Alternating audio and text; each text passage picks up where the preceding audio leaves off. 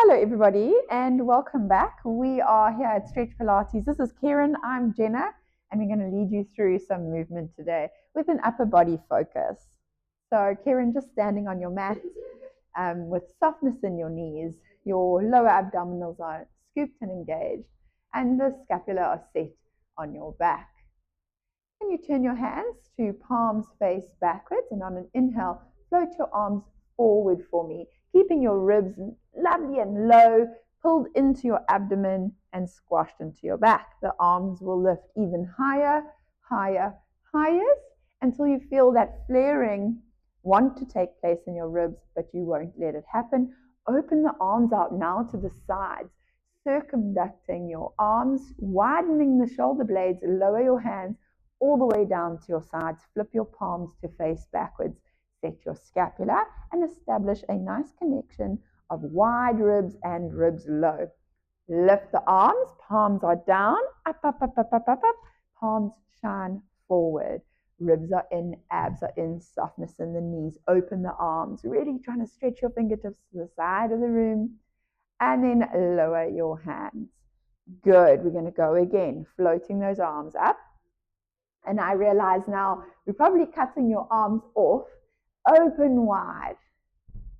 So for the second part of this exercise, Karen's going to go onto her knees, and you may join us if you want to. The arms are at your sides, and you're going to take your palms, flip them forward, lift your arms up towards the ceiling. The palms are shining forward now, hands are reaching, reaching, reaching, ribs are closed. So if you can, you try go further back with your hands, but you want to try and hero the ribs. Lower those arms down in front of you. Be wary of splaying the fingers. It's close them and have a nice strong palm. Lower your hands as if the room was filled with honey. And then flip your arms, reach the fingertips up towards the ceiling.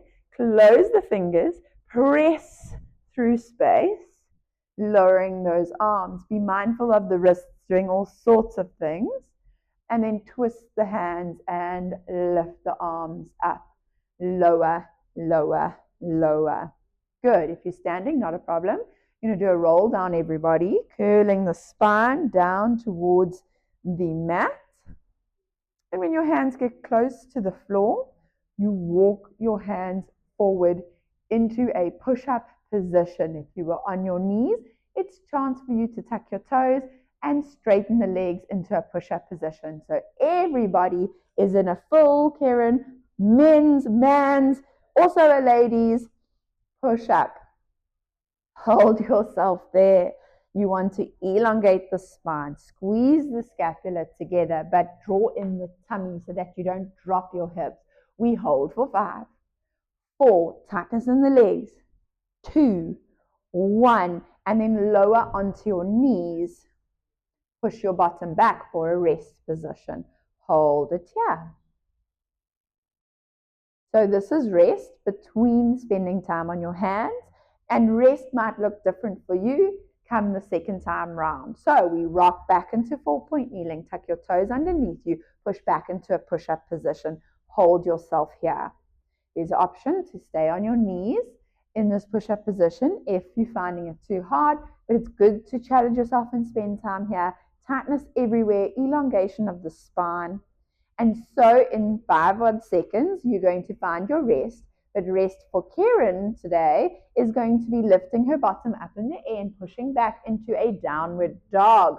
Or you go back into your rest position on your knees with your bottom on your heels. Hold for 5, 4, 3, 2, rock forward into your push-up position again. Sucking in the tummy, elongating your spine, threading your heart slightly forward. The elbows must not hyperextend. So you want to try and drag those elbows out to the side as opposed to have the soft part shining forward, and find your rest position, whatever that looks like for you. Do one more of these. 3, 2, 1. Rock forward into your push-up. Well done. 3, 2, and lower one knee, lower the other knee, and well done. Lie down on your back. Lying down on your back, hands at your sides, your feet are fist width apart. We're going to think about those elbows again. So the fingers are reaching towards your heels, long in the arms. But you need to twist your elbows such that the knobs of the elbows shine out like the hubcaps on a car, like the rims on a car. So you want this knobbly elbow to shine out parallel to the ground, out to the sides of the room, but your wrists squash down into the floor. And it comes as a surprise that this is difficult to do. So press your wrists down into the floor and pull your shoulders now, which probably feel positioned forward because of tightness in the arms. Pull your shoulders into the floor. Really squash those shoulders down. Good. And then try and squash your ribs back down into the floor again. Take 3 breaths here where you're really pushing wrist, fixing elbow, pushing shoulder, dropping ribs, and 1 more breath. Good. And then lift your arms up towards the ceiling so that the arms turn palms in. Walk your feet to touch. Squeeze the legs together and open your arms out to the side in a T. Try and spread those armpits wider and your shoulder blades wider, making sure your spine feels like it can touch the mat and squash into the floor. Then you'll feel the elbows might have overextended in this position. So to check, you want the knobbly bits of your elbow down into the ground, not aiming towards your feet. So you might bend your elbows into rugby post position, 90-degree bend, the palms face in towards one another, and now you know the knobbly bits of your elbow is down into the floor. Make sure that the elbows form a straight line, so that left one, Karen, can come up, and you're going to dislocate your shoulders out their sockets, reaching your armpits wider. Then without changing the knobbly bits of your elbow bone, you're going to take your forearm straight down into the floor and feel the stretch possibly in that arm. Good. Drag your thumbs into the ground without letting the knobbly bones twist to feet. On an inhale, take your knees over to the right-hand side, allowing for thoracic rotation. That left shoulder must stay anchored into the ground, and you'll feel your pectorals stretching. And then drag your body back to center. On an inhale, go over to the left. And drag your body back to center. So we're trying to encourage an opening of the chest through pressure into the ground and a twisting of your body. But if you just willy-nilly let the legs move, you're not going to get the benefit of that chest opening stretch.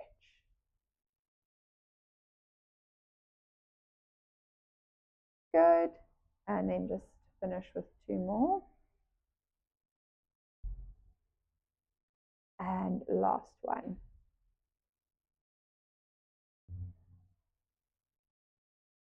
Lovely. Roll onto your left-hand side and support your neck with that left hand. You bring your knees up towards your chest. And then the right arm reaches forward in front of you. On an inhale, lift your right hand up towards the ceiling. Lift, lift, lift. Now look at your right hand with your eye line as you roll over. The hand on the left hand is actually grasping around your neck to support your neck as you roll all the way over and attempt to lie down with your thoracic spine, twisting onto your shoulders while the legs remain as they were. So it's just the top half of your body twisting. So just now in the previous exercise, we twisted the bottom half of your body, keep the top half still. Now we're going to rotate back and we twisting the top half of your body and the bottom half is still. Inhale, lift up. And look at your hand as you roll over. Also to make it feel really juicy, you pretend you've got your hand stuck on the ground. As you rotate back, your hand stays behind. It reluctantly follows you despite wishing it was still on the ground. And then your third one, you lift up and over you go. Good. On this third one, we stay there for a little while. And you can slice your hand along the floor gliding it down towards your bottom and then back up overhead to being in line with your spine, and we roll back towards your bottom with that hand. So you're just cleaning the floor with your hand like a sand angel. Yes, and we do one last one. So that's 3 and 3. Yes, and come back. How delicious. And now pop up onto your left elbow. So you're going to lift onto the left elbow. Have your right hand behind your head and the knees are bent like we have done before in a clam. But the legs aren't as important as the top half of your body. So we have option 1 and option 2. Option 1 is resting on this left elbow with your ribs lifted because we care about the rib cage and the angle of the spine. The spinal bones are all stacked in a row and the head is part of that spine. So you actually need to make sure you're not popping up your head and looking at the camera, but rather you're listening a little bit to your left shoulder as much as you're listening to your right shoulder so that the neck is in alignment with the rest of your spine. And then from here, we can keep the hip down, or you can lift the hip up into a planking position on the knee and the elbow. So those are your options for strength building. And you spend time breathing here, either in just the half bridge or this, well, we'll call it a 3/4 because there's still a whole bunch of other things we could add one day, but you're spending time there. Okay, and then we add rotation. So it's up to you to decide, are you happy to be up here twisting or would you like to lower your bottom to the mat?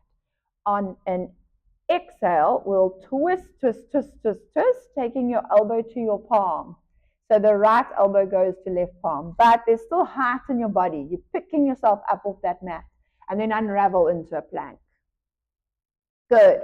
And twist again. And you're welcome to toggle between being on your hips or being in the air and feel the benefits of both because one is more strength building in the pelvis as well as the shoulders. And the other one really stretches the thoracic spine. So if you lower your hips, Karen, and you twist again, there's some benefit to doing the low one, low rider, and then unravel to open heart. And we just add one more and come back up. Great. We're going to flip over to the other side. So you'll lie down on your back, knees bent, arms in a T, and we're going to do the whole bang shoot again. Elbows are knob kitties down, the knobbly bits down, making sure that your thumbs still press into the ground. So it comes as like a surprise that our elbows are taking corners, like we have these like swanning hands. So we really need to focus on elbow flexibility, but awareness, so that you aren't tight in some fibers and really hypermobile in others in your arm. And you want to try and get your hand and your elbow and your shoulder in a straight line with the thumb down. And then on an inhale, you'll tip your knees over to the left-hand side. Over, over, over, over, keeping your shoulders down. Now you don't want your knee to slip and slide, so you must take it with you. And then exhale to pull back. And on an inhale, we go over. And exhale to pull back. Good. Inhale, go over. Keep the knees touching. Drop your spine into the floor. And we do 3 more. And exhale, wrap the body back. Careful of the swanning. And over, knees touching. Throw that top leg, pull back. And over to the other side to finish. Yes, and pull back. Now you get to lie on your right hand side and you support your neck with your right fingers wrapping around. The knees pull up to chest and the left hand goes forward. Then on an inhale, the hand comes, you must lie flat with your head on your arm despite the fingers curling around. On an inhale, the left hand comes up to the ceiling. You watch that hand with your eye line. Roll over, roll over, roll over. all the way. Good. And then you keep your hands stuck on the ground as you wrap your body back. And so we'll go again on an inhale. We've got 2 more. Up, up, up, up. And over you go. Look at that hand. And then when you pull your body back, you leave your hand behind. It has no choice because it's actually attached. It will come back. And then we go again, inhale up. And that's your last one over.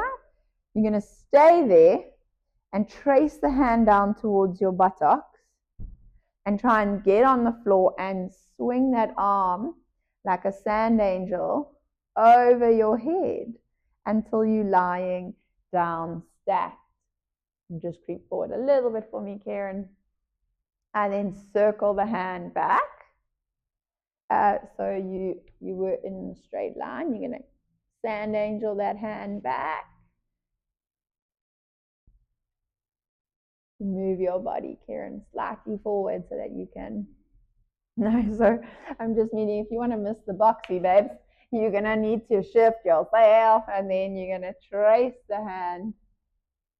And your third one, maybe we're a bit behind, everybody.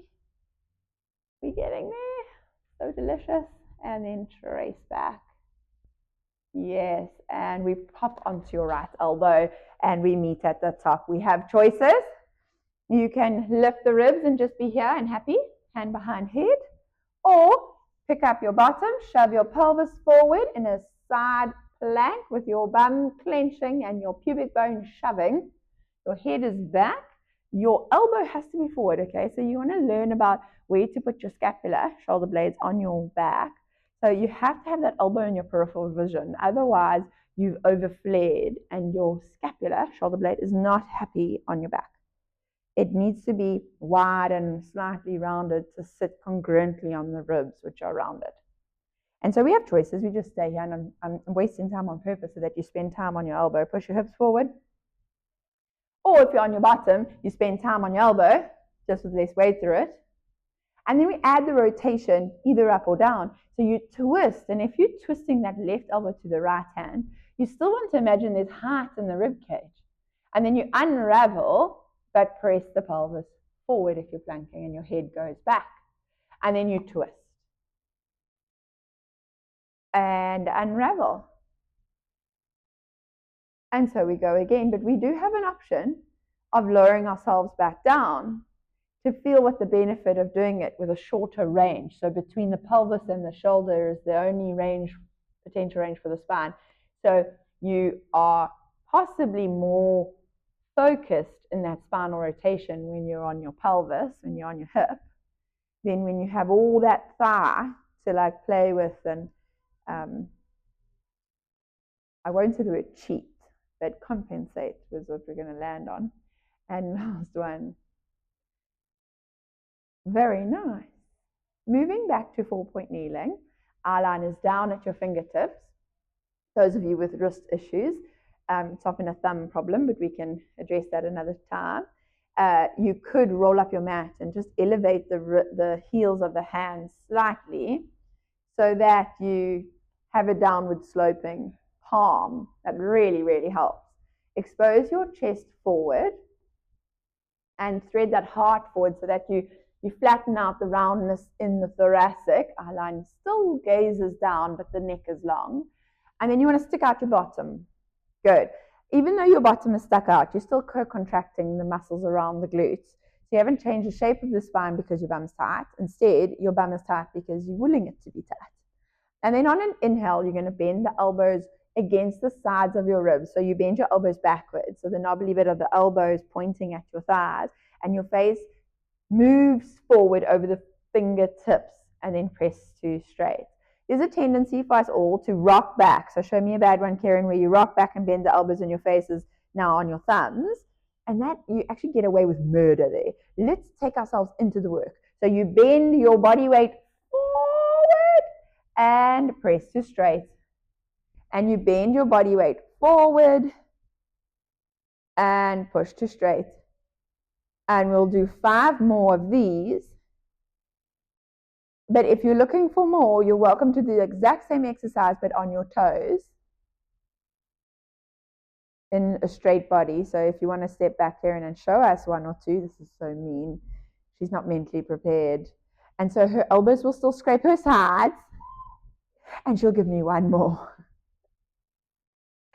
And well done. And then you're going to lower those knees to the floor and lie down on your tummy.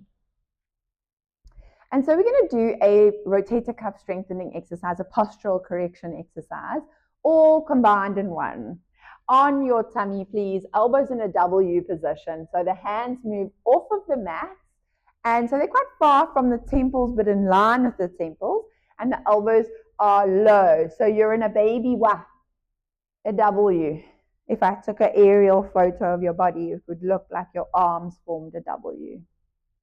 And you want to try and lower the scapula down your back, squeezing the blades down your back to try and turn on some of the lower trapezius fibers.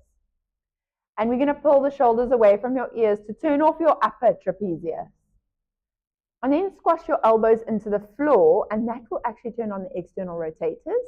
By dropping the elbows, you're getting a good connection.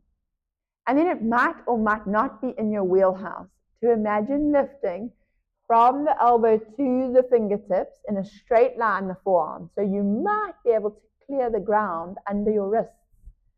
Under your wrist, Karen. Yes, and then lower. Be mindful of lifting just the fingers. So you want to clear the watch strap. So you lift your watch and then lower. First, you pull the scapula down your back. Then you press the elbows into the floor. And then thirdly, if you can, you try and clear and then lower. But your clearing mustn't result in your thumbs creeping close to your temples. So keep your hands away and try and lift without bringing your hands to your temples. And then lower. And so we have 6 more. Yes. And the head is just hovering off the floor. So if you feel like you're squashing your nose, just lift your face a little bit. And that will turn on your whole posterior chain. And we're nearly there. Good. Keep those wrists away from your temples. And last one. Now straighten those arms into a V position. So you lift your wrists and straighten your arms past your temples into a V with your hands off the floor. Bring them back into a W. Good. Lift and take into a V. Try to keep elevated the whole time. W. V. W. Drop your elbows, everybody. Lift your wrists. So when you come into your W, it's with high wrists and low elbows. The elbows are trying to touch the ground, but the wrists are not. 3 more. Good. Last one. Well done. Push into a rest position, bum on heels. And stretch your arms out in front of you. Breathe here, trying to find length in your spine.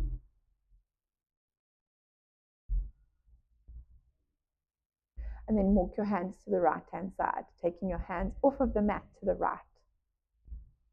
Hold it there. Reach that left arm longer, longer, longer. So it's not walking off the mat more, it's walking along the side of the mat. Right hand moves towards your right foot, please. And so now you have oppositional forces in the arms, where the right arm is reaching back on the mat and the left arm is reaching adjacent and forward on the mat. So your spine is bending. You want to roll the right shoulder down your back and stretch. Good. Come back to center. Walk all the way over to the left-hand side. Give yourself a second to put the right hand in the right place, which is next to the mat, but walking along the mat. And then take your left hand to the back. And once again, you side bending. And you're looking back at your hand, which is at the back of the mat, reaching. You can also flip the palm to be fingers palm down. And you can walk your fingers and get traction on the floor, trying to side bend. And you're trying to lift that shoulder back as well. Look at your shoulder, look at your hand. Yes. And then come back to center. Lie down on your back for me. And just soften. Breathe in through the nose and out through the mouth. You may have straight legs, bent legs, flopped open legs, soft hands, flopped open shoulders. Drag into your belly, sigh it out. Take another breath in, and as you breathe out, you can let all your tension go. Well done.